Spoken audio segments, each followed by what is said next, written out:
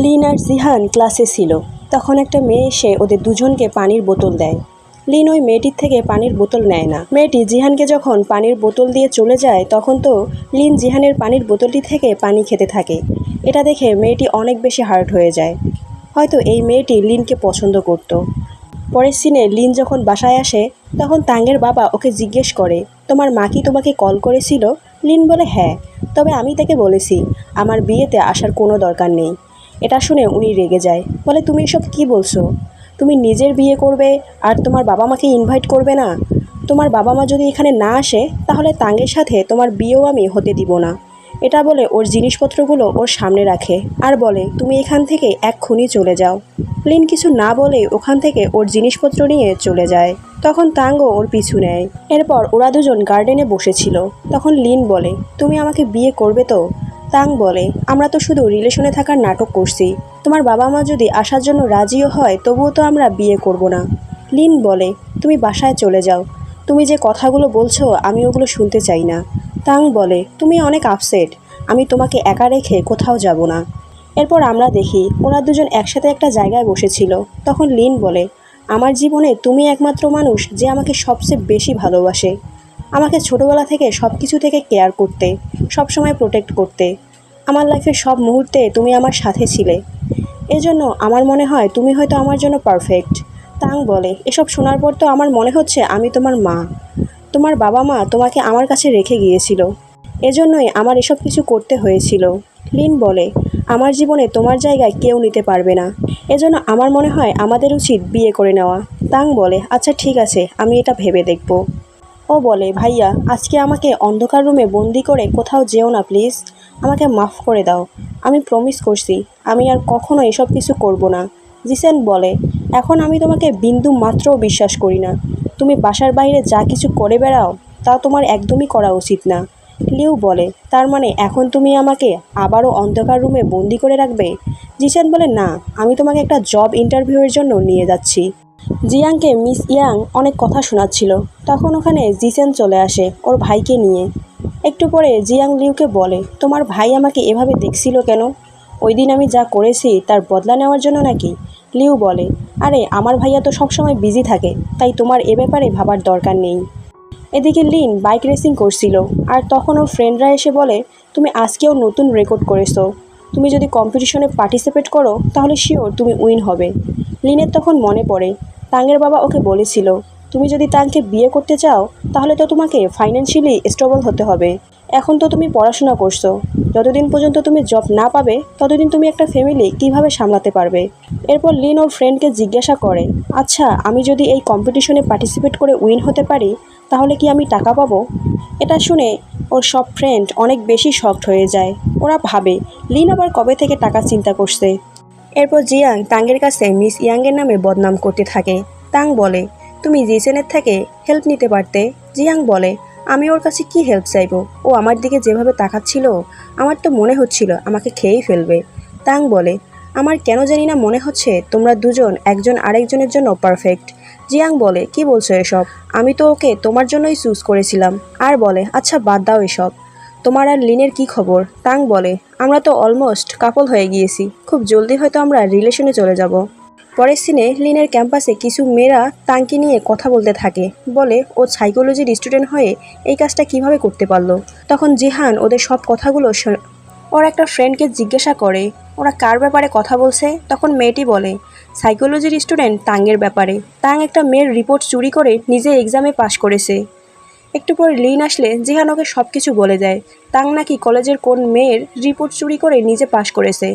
ওই মেয়েটি এখন প্রিন্সিপালের কাছে বিচার দিয়েছে। লিন তখন জলদি করে তাংকে কল করে, কিন্তু তাঙ্গের কল বিজি আসছিল। এদিকে প্রিন্সিপাল তাকে কল করে ওকে কলেজে আসতে বলে।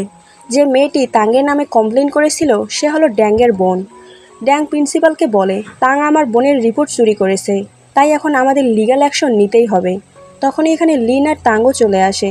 লিন বলে, তুমি সব মিথ্যা বলছো, তাং কারো রিপোর্ট চুরি করেনি। ড্যাং বলে, তুমি এখানে কি করছো আর কেনই বা এসেছো? এটা দেখে তাং তখন লিনকে বাইরে যেতে বলে। তাং ওই মেয়েটিকে বলে, তোমার রিপোর্ট আমি চুরি করিনি। তোমার আর আমার রিপোর্ট কিভাবে এক হতে পারে বলো? কারণ আমাদের টপিক তো আলাদা আলাদা ছিল। তাও যদি তুমি এরকম মনে করে থাকো যে আমি তোমার রিপোর্ট চুরি করেছি, তাহলে তুমি প্রমাণ দেখাও।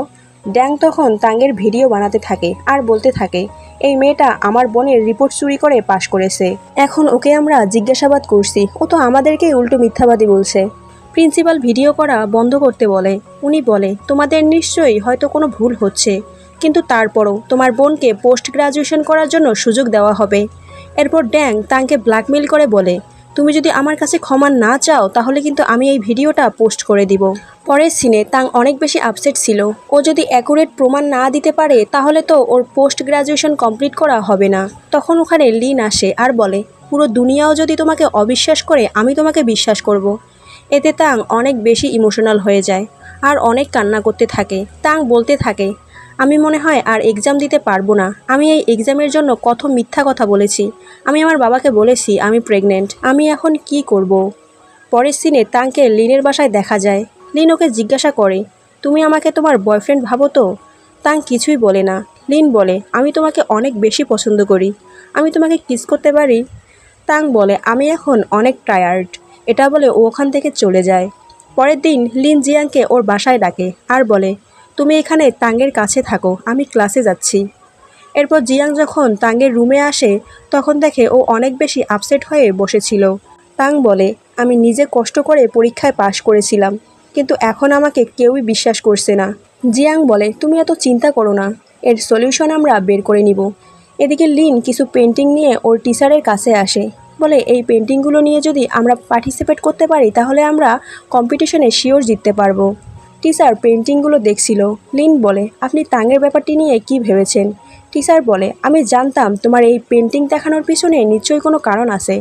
আমি এতদিন ধরে তোমাকে পেন্টিংয়ের কথা বলেছিলাম, কিন্তু তুমি এতদিন পেন্টিং করোনি। লিন বলে, আপনাকে তো আমাকে হেল্প করতেই হবে, না হলে আমি আমার ভালোবাসাকে হারিয়ে ফেলবো, যার জন্য তো আমি উৎসাহিত হয়ে এই পেন্টিংগুলো করেছিলাম। টিচার বলে, আচ্ছা ঠিক আছে, প্রথমে আমি পেন্টিংগুলো চেক করব। এগুলো যদি ভালো হয় তাহলে আমি ভেবে দেখব তোমাকে হেল্প করব কি করব না। পেইন্টিং দেখার পর টিচার ওকে বলে, আচ্ছা আমি তাঙের ব্যাপারটা নিয়ে কথা বলবো। ও তো অনেক ভালো স্টুডেন্ট ছিল, সবাই ওকে বিশ্বাস করে। আমি খুব জলদি এটার সলিউশন বের করার চেষ্টা করব, কিন্তু তুমি ড্যাংয়ের সাথে কোনো ঝামেলা করো না, না হলে কিন্তু আমি তোমাকে হেল্প করতে পারবো না। এরপর লিন ওর ফ্রেন্ড জিহানের সাথে কথা বলছিল। লিন বলে, আমি বুঝতে পারছি না ওই রিপোর্টগুলো কে নকল করতে পারে আর কিভাবে। জিহান বলে, হয়তো ও কোনো কম্পিউটারে নিজের রিপোর্টগুলো কপি করেছিল, এরপর অন্যরা হয়তো সেখান থেকে এই রিপোর্টগুলো কপি করে নিয়েছে। আমার কাছে কিছু কম্পিউটার স্টুডেন্টের অ্যাড আছে, আর ওকে একজন স্টুডেন্টের নাম্বারও দিয়ে দেয়। তখন লিন দেখে জিহান যার নাম্বার দিয়েছে সেটা তো লিউ ছিল, তাই কি আর করার, ও লিউয়ের সাথে দেখা করার জন্য চলে যায়। লিউ দরজা খোলার পর যখন লিনকে দেখে ও তো অনেক ভয় পেয়ে যায় আর বলে, তুমি এখানে কি করছো? ওকে ভিতরে আসতে দেয় না, কিন্তু লিন জোর করে ভিতরে চলে আসে। লিন বলে, আমি তোমার সাথে কিছু কথা বলতে এসেছি। আমি শুনেছি তুমি একজন হ্যাকার, আমার একটা হেল্প লাগবে। লিউ বলে, হ্যাঁ আমি একজন এক্সপার্ট হ্যাকার, কিন্তু আমি তোমাকে হেল্প কেন করব? লিন বলে, আচ্ছা রিটার্নে তুমি কি চাচ্ছ? লিউ বলে, আমার ভাই আমাকে কিছু প্রজেক্টের কাজ দিয়েছে, আমি এগুলোর কিছুই বুঝতে পারছি না, তুমি আমাকে হেল্প করবে। লিন ওর প্রজেক্টে হেল্প করার জন্য রাজি হয়ে যায়। এরপর লিউ তাঙ্গের কম্পিউটার হ্যাক করে জানতে পারে ও কোন দিন রিপোর্টটা বানিয়েছিল, আর ওর কম্পিউটারকে হ্যাক করে ড্যাং এই কপিগুলো চুরি করেছিল। লিন তাঙ্গের কাছে এসে বলে, আমি প্রমাণ পেয়ে গেছি, তুমি আমার সাথে কলেজে চলো। এরপর লিন সব টিচারদের বলে তাঙ্গের এই রিপোর্টগুলো ড্যাং ওর কম্পিউটার থেকে হ্যাক করে ওর বোনকে দিয়ে দিয়েছিল। টিচাররা তখন বলে, ঠিক আছে তাহলে তাং এখন পোস্ট গ্রাজুয়েশন করতে পারবে, আর ড্যাংয়ের বোন তো পানিশমেন্ট পাবে। মেয়েটি তখন তাংকে অনেকবার করে সরি বলতে থাকে। পরের সিনে লিন ছাদে বসে পেন্টিং করছিল, তখন ওখানে তাং আসে আর বলে, আমার কি পোস্ট গ্রাজুয়েশন কন্টিনিউ করা উচিত? লিন বলে, তুমি কি বলছো এসব? পোস্ট গ্রাজুয়েশন করার জন্যই তো তুমি তোমার বাবার কাছে অনেকগুলো মিথ্যা কথা বলেছো। আমরা দুজন কাপল হওয়ার অভিনয় করছি, তাহলে এই কথা কেন বলছো? তাং বলে, আগে আমি ভাবতাম আমি বড় হয়ে একজন ডক্টর হব, আমি আমার বাবার সাথে কিভাবে ভালো কমিউনিকেশন করা যায় সেটার খেয়াল রাখবো, আর তোমার এই সুগারের অ্যালার্জি আমি ঠিক করে দিব। আর দেখো আমি এখনও আমার বাবার সাথে ঝগড়া করি, আর তোমার সুগার অ্যালার্জির কিছুই হচ্ছে না। পরের সিনে তাং যখন বাসায় আসে তখন দেখে ওর বাবা ওর ছোটোবেলার ছবিগুলো দেখছিল। ওর বাবা খুব ইমোশনাল হয়ে বলে, তুমি কবে এত বড় হয়ে গেলে, আমি বুঝতেই পারিনি। তোমার মা মারা যাওয়ার পর আমি তোমার ঠিকমতো খেয়াল রাখতে পারিনি। আমি চেয়েছিলাম তুমি যাতে হ্যাপি থাকো। এখন তুমি তোমার স্টাডি কমপ্লিট করতে পারো। আমি কখনোই তোমাকে বিয়ের জন্য জোর করব না। তাং বলে, আমি আর পোস্ট গ্রাজুয়েশন করতে চাই না। যেটা শুনে বাবা তো অনেক বেশি অবাক হয়ে যায়। তাং বলে, আসলে আমি তোমাকে একটা মিথ্যা বলেছিলাম। ও আর লিনের সম্পর্কটা যে মিথ্যা সেটা বলতেই যাবে, তখনই ওখানে লিন চলে আসে। এতে তাং আর পুরোটা বলতে পারে না। পরের সিনে লিন তাংকে বলে, তুমি আমাকে আদৌ বিয়ে করবে তো? কিন্তু তাং ওর কোনো কথারই জবাব দেয় না। লিন ওর কাছে এসে বলে, তুমি ব্লাশ করছো তাই না?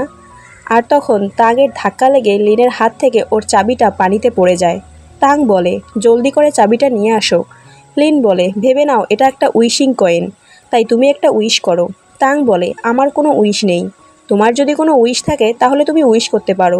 লিন উইশ করে, আমি সারা জীবন তাংয়ের সাথে থাকতে চাই। এটা শুনে তাং ওখান থেকে চলে যায়। লিনও ওর পিছু পিছে চলে আসতে থাকে।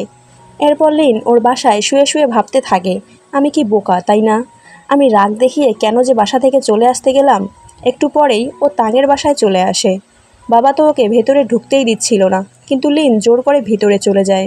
তাং ওর ডায়েরিতে লিনের নাম লেখে আর লিনের ব্যাপারে ভাবতে থাকে। আর তখন ওর কাছে জিয়াংয়ের কল আসে। বলে, আমি শপিংয়ে এসেছি। আমি তোমার আর লিনের জন্য কিছু গিফট কিনতে চাই, তো তোমরা দুজন এসে আমার সাথে জয়েন করো। তখন তাং বলে, না, আজকে আমার কিছু কাজ আছে, আমি যেতে পারবো না। জিয়াংয়ের কথা বলা শেষ হলে ও আবারও ডায়েরিতে লিখতে থাকে, আমি এখন আর লিনকে নিজের ভাইয়ের চোখে দেখি না। এখন তো ও আমার বয়ফ্রেন্ড।